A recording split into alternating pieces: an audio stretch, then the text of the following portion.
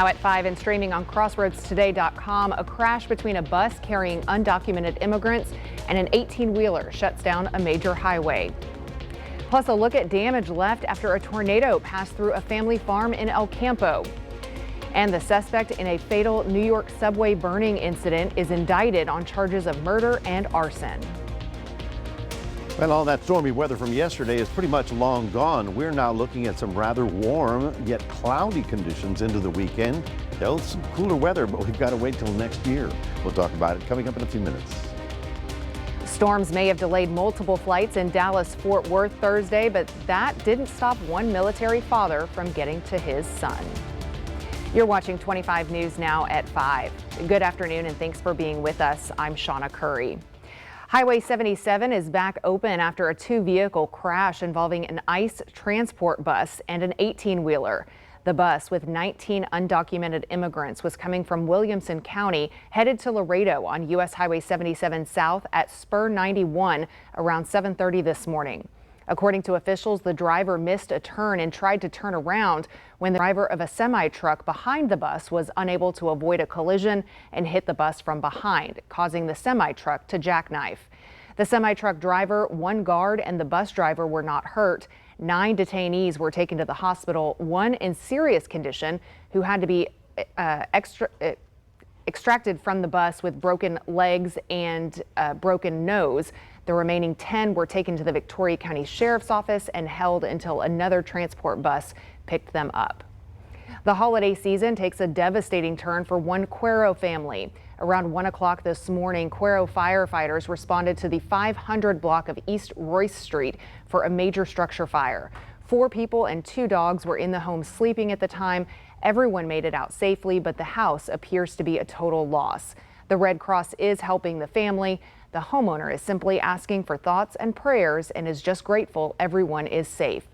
The Yorktown Volunteer Fire Department, Yoakum Volunteer Fire Department, DeWitt County Office of Emergency Management, Cuero EMS, Cuero Police Department, and Cuero City Government Utility Department helped with the fire.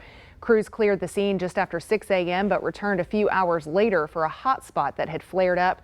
No injuries were reported. No word on the cause of the fire. Well, let's take a first look at your weather forecast with First Warn Storm Team Chief Meteorologist Mac Perez. And Mac, I couldn't really tell what the weather wanted to do today. It looked like it was trying to clear up and then it would get a little cloudy and kind of went back and forth. We don't have any real strong, dry weather coming in our direction. In fact, for the next couple of days, even though it's going to still be a little soupy because of this cloud deck coming in from the west, we're going to look at temperatures almost 80 degrees for the next few days. There is a front on the horizon that should be here before the new year, and that hopefully will cool us down to more January-like temperatures. We'll talk about that in just a moment. Shawna, back to you. More area counties are no longer under a burn ban thanks to the rain this week. Today, Wharton and Jackson counties lifted the burn ban. Yesterday, Victoria County lifted its burn ban. As a precaution, anyone planning a controlled burn is asked to contact the county fire marshal or non-emergency dispatch line before doing so. A Houston neighborhood is in cleanup mode after several homes were damaged during Thursday's storms. Wind severely damaged one home and debris from that home damaged neighboring ones. The winds also tipped over a USPS truck. Residents say they had no idea what was going on outside, but there was a loud sound and it was all over within minutes. We were literally just on the floor just trying to take cover just in case anything was going to come in through the windows, but it all felt like 3 to 5 minutes, and then to find out all this happened in 3 to 5 minutes was kind of crazy. The National Weather Service has not confirmed whether the damage was caused by a tornado. No one was seriously hurt. Thursday's storms brought several tornadoes to Wharton County. Officials say 3 tornadoes touched down with multiple reports of damage near El Campo. No injuries have been reported. Luckily, there were no cattle in the pen when the tornado passed through the property belonging to the Stronado family. Matt Doherty has more. I couldn't believe it. I mean, I've never seen a tornado, you know, and just hurricanes is all we really get down here. Reed Stronado helps run the farm and ranch that's been in his family for 80 years. He realized the massive tornado was bearing down on his land. The tornado first blew up the first of the Stronado family's barns in its path, sending pieces of sheet metal and wood flying. They say they found some of the debris deposited in their cornfields hundreds of yards away. It went between probably this front barn and our back barn. Right in the middle of them. The tornado knocked out a wall of one barn, lifted off the roof of another, even moving the boat that Reed had been storing inside. All of this much better than what could have happened, though. The tornado passed right next to the family's home. It could have been worse, definitely. Storms on Thursday caused major issues at DFW Airport and Love Field in North Texas. According to the travel tracking site FlightAware, DFW had the most delays and cancellations, and that forced thousands of folks to wait to see their loved ones, including one little boy and his military dad. Right here, this is the moment 6-year-old Titan sprinted through the terminal to see his dad, Michael. Michael Rushing is on leave from the military in North Carolina. He said he went through some of the most turbulent weather he's seen, and his flight back home was canceled yesterday. Figure it out. That's what I do, man. We just take problem sets and we figure it out, you know. So we'll talk to the counter and go from there. And in any case, we're going to have a good time, right, buddy? Right. It's all about spending time together. The airlines are back on track with just a dozen canceled flights and about 300 delays by midday today. On the same day that President Joe Biden commuted the death sentences of 7 Texans, Governor Greg Abbott issued his own set of pardons. To read this full article, visit our website, crossroadstoday.com. And this brings us to our viewer poll today. Do you think clemency should be granted more often for inmates with low-level offenses? Yes, no, or unsure. We want to hear from you. Visit our website, crossroadstoday.com/vote to take part. Right now, 57% of you feel that there should be more clemency granted to low-level offenses or minor offenses. But continue voting, and we'll have the latest coming up on 25 News Now at 6. The man suspected of fatally burning a New York City subway passenger has been indicted on charges of murder and arson. Sebastian Zapata Khalil waived his right to appear at today's hearing. Federal immigration authorities say Zapata Khalil is an undocumented immigrant from Guatemala who had been deported in 2018 and returned to the U.S. illegally. The passenger who was killed has not been publicly identified. Charges against Zapata Khalil could carry the possibility of life in prison without parole. Zapata Khalil will be arraigned on the charges on January 7th. A judge rejected Jay-Z's legal team's request to identify the woman accusing him of sexual assault in a lawsuit. The woman, who remains anonymous, claims Jay-Z and Sean Diddy Combs raped her when she was 13 at a 2000 VMA after party. Both men deny the allegations. The lawsuit was filed in October, with Carter named in December. The judge ruled Thursday that the accuser can stay anonymous for now, but may revisit the decision as the case moves forward. The judge also criticized Carter's lawyers for filing what she called combative motions. In November, he sued the accuser's attorney, Tony Busby, for extortion and defamation. Remember to subscribe to our YouTube channel, Crossroads Today. Also hit the like button and click the notification bell to receive alerts. Stay with us. Straight ahead on 25 News Now at 5. New details emerge as survivors of the deadly plane crash in Kazakhstan share their harrowing experiences. We'll hear from those on board as the investigation intensifies and the possibility of a missile strike is explored. But some positive trends emerge in certain communities.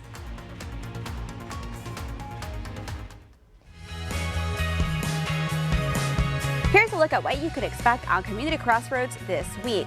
We learn a winter craft with a local artist. We hear from Gary Prukop from the Drifters of Victoria. They're playing a big New Year's Eve party. We learn all about it. We'll come on about 8 or a little after and play out. We're going to be playing a lot of the songs from back then that were very popular. People love that, and that's our intent. It's going to be a great show. We're looking forward to it.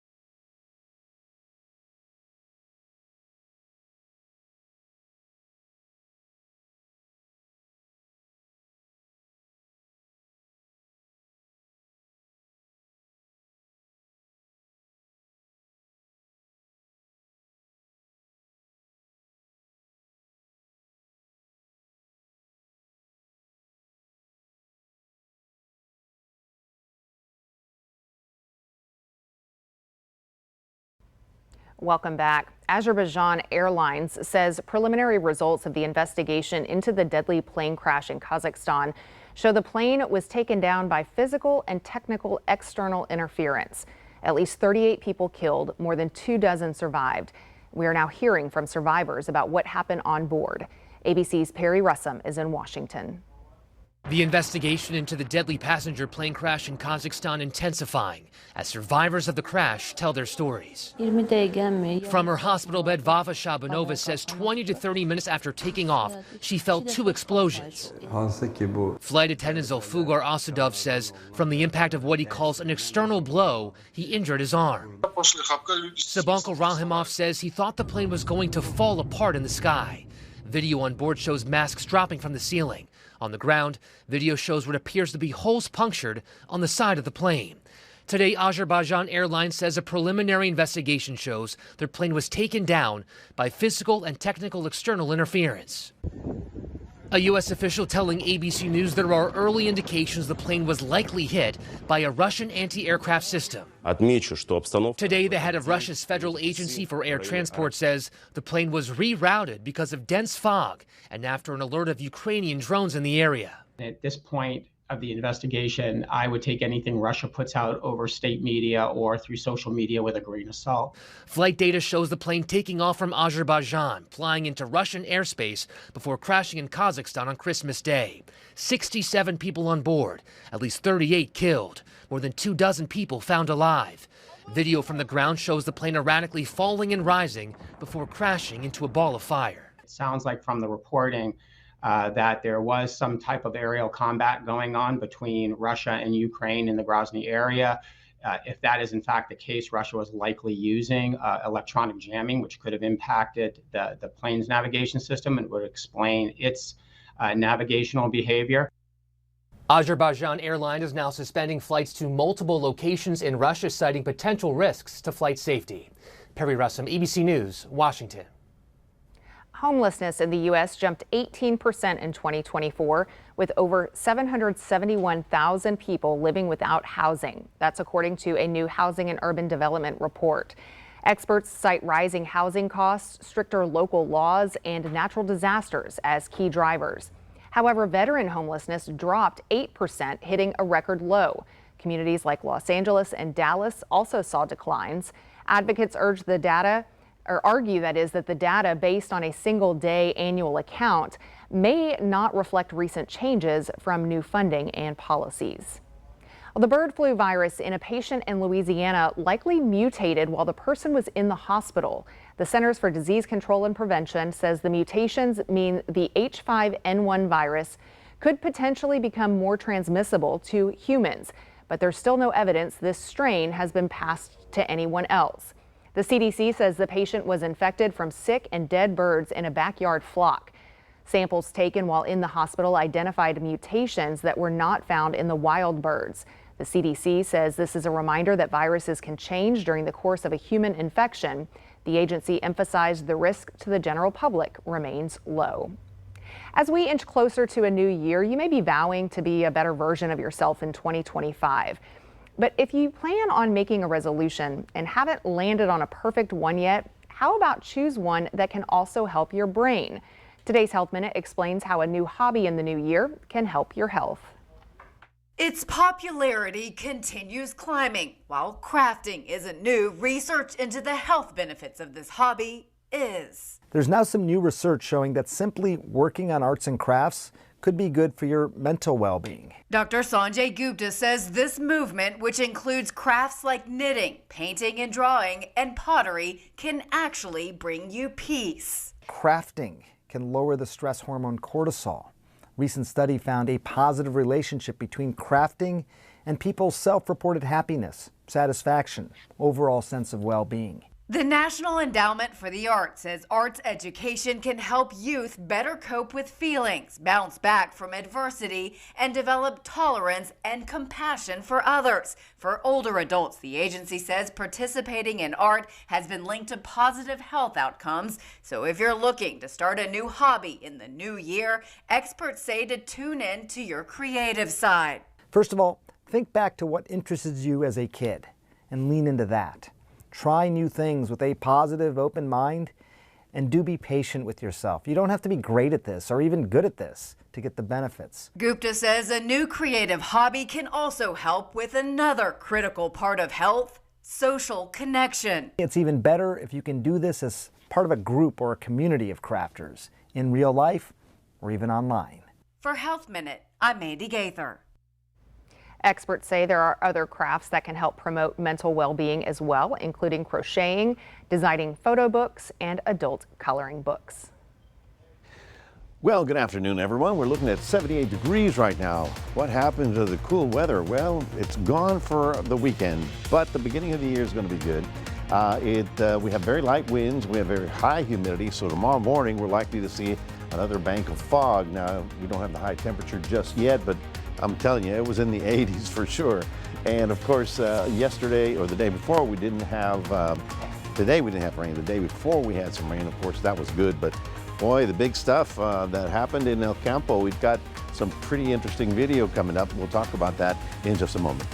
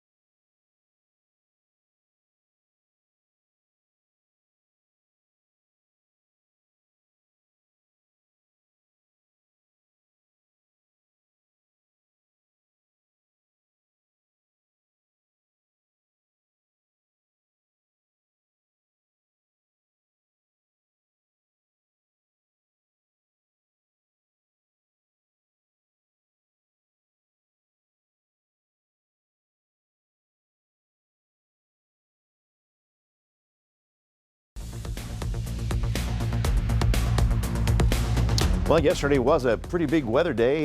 This is El Campo, thanks to Cindy Williams, Wilrich, who actually shot the video. Quite impressive. I mean, it looks like Kansas right there. But this is the one that touched the field. Of course, there was two more up in Wharton, but it's a pretty scary thing. Now, you know, we can see on the radar what we call a tornado vortex signature, but it doesn't look like that, okay? I mean, it's just a little triangle. So we could see something was popping and getting stronger and stronger, but really, eye view, first person eyewitness, that's always better than looking at it on a radar scope. So it was looking pretty serious there. Unfortunately, I mean, we had nobody hurt. So far, so good. Close call, but no major problems. Now here's the rain band that triggered all that activity. It's all the way out in Louisiana. Today we had a little cloud cover, we had a little sun, we had a little bit of everything, and now tomorrow we're still going to be on the warm side of things, and this cloud deck is just going to continue drifting over us to make it rather overcast. So I don't expect a lot of sun tomorrow, yet the temperature will be well into the 70s, and so not going to feel much like the end of December.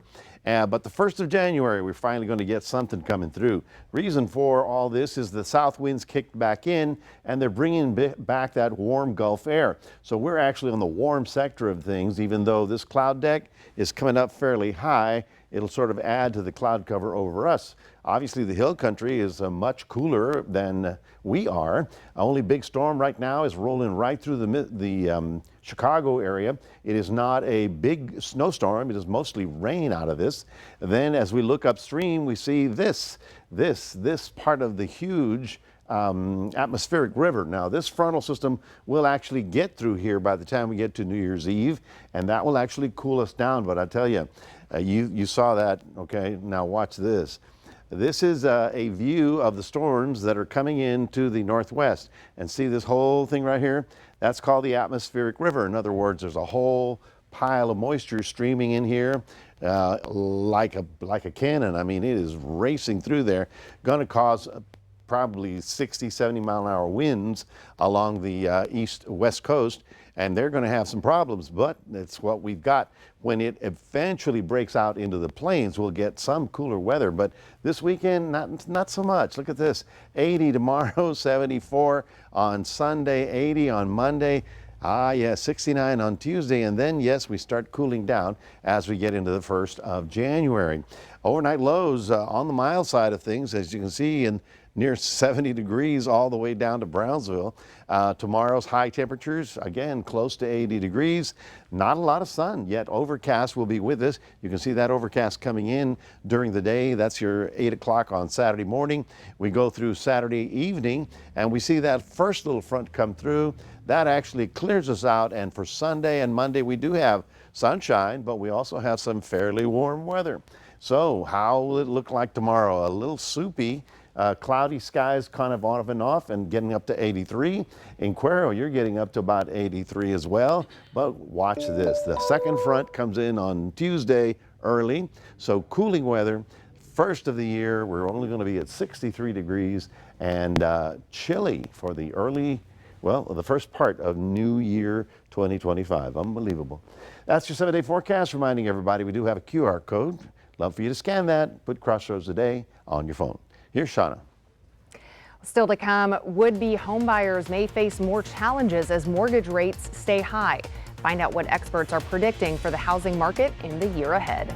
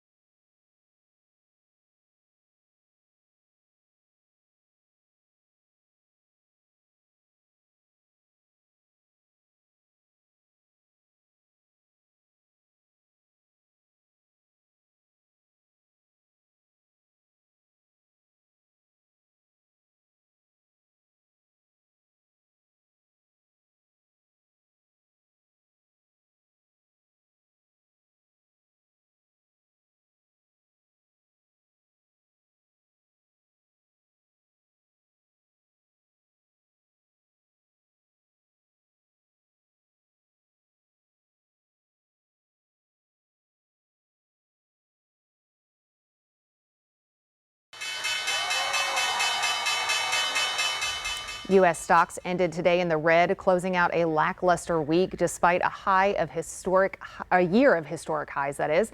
The Dow is down 334 points. The S&P 500 is down 67 points. The Nasdaq is down 298 points, and oil is up 66 cents to $70.26 per barrel. Is the U.S. on the cusp of a productivity boom? Some analysts predict rapid growth this decade, partly driven by artificial intelligence. Primarily, estimates from the Bureau of Labor Statistics show total non-farm business sector productivity up 2% from a year ago. It is the fifth straight quarter at or above 2%. Not so good news for would-be homebuyers. Mortgage rates finishing the year high, a 30-year fixed-rate loan averaging 6.85% the week ending December 26th. Analysts predict inflation may continue to simmer in 2025, raising the risk the Fed will hike interest rates. That could cause many homeowners to hang onto their houses and the low rates they've locked in. That would keep housing supply down and prices up. Well, it's the most wonderful time of the year for retailers. Despite a shortened time between Thanksgiving and Christmas this year, retail sales grew this holiday season. Lee Waldman breaks down where consumers were spending their money and what this could mean for the economy as a whole. This year, retailers were racing the clock to motivate shoppers to buy early and in bulk because there were 5 fewer days than last year between Thanksgiving and Christmas. They landed on Santa's nice list. I gotta just say, hats off to the American consumer. You know, we think that that there's going to be a stop to the spending, but that there never is. Total U.S. spending grew by 3.8% this year compared to last, according to preliminary data from MasterCard Spending Pulse. It's no surprise that shoppers took advantage of online deals they found, clicking their way to 6.7% of year-over-year e-commerce growth, the same data showed. To me, what these numbers say is that consumers are feeling okay about their jobs. They're feeling good about where the economy is going to be in 2025. But it might not all be good news. Global economic analyst Rana Foroohar believes the kind of consumer spending could be a warning sign for things to come. We are overdue by historical standards for a recession, and the kind of behavior you're seeing now is often the kind of behavior you see when you're at the top of a market cycle. While big holiday spending numbers were a great sign for retailers, Foroohar has some advice for consumers as we head into 2025. I'd be looking at paying down debt, getting lower interest rates, locking them in on anything that I can, because I think in the next few years, you're looking at higher rates. In New York, I'm Lee Waldman reporting. Well, still to come, a winter wonderland like no other is drawing visitors from around the globe. Find out where the world's largest ice and snow theme park is creating a stunning spectacle that has everyone talking. Coming up on World News Tonight, tens of millions of Americans bracing for a new wave of winter storms and the potential impact on the holiday travel rush. Plus, breaking news about TikTok and what the Trump team asked the U.S. Supreme Court to do. Next.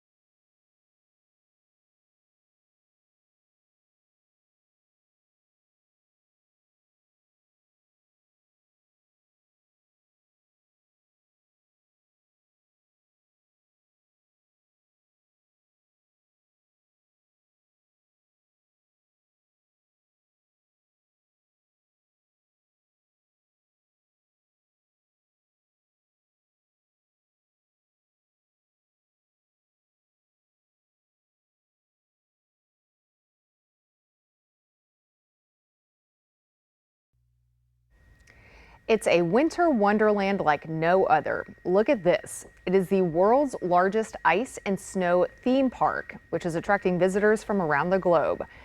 Ice Snow World, located in Harbin, China, opened its doors to the public this week. The opening kicks off the region's annual Harbin Ice and Snow Festival, which has been held since 1999. If it has to do with winter, the festival's got you covered. That includes snow sculptures, ice bars, winter swimming, and dog sledding. Not sure about the winter swimming, but festival usually lasts until about mid-February. So that just makes me cold looking at it. But it looks fun. Looks like a great experience. Yeah, but if you're all dressed up with layers and layers and layers, how can you enjoy yourself? I don't know. So nothing that cold, but we will be getting some cooler temperatures. Yeah, because for the weekend, it's going to feel like, we're late July. But we are looking at about 80 degrees right on through the weekend. First little front is not a huge one. The second front, which comes in early on Tuesday morning, that will actually cool us down by New Year's Day. We'll be down to 63, and overnight lows getting down to 38, 40 degrees. So it will be chilly beginning at the new year. But for this weekend, you can wear flip-flops and shorts, okay? And we'll be getting a suntan, taking down the Christmas decorations. That'll be fun. Yes, so we'll have to get outside for that. So, well, thank you for being with us. Our next newscast is in 30 minutes, right after World News Now with David Muir. We'll see you at 6.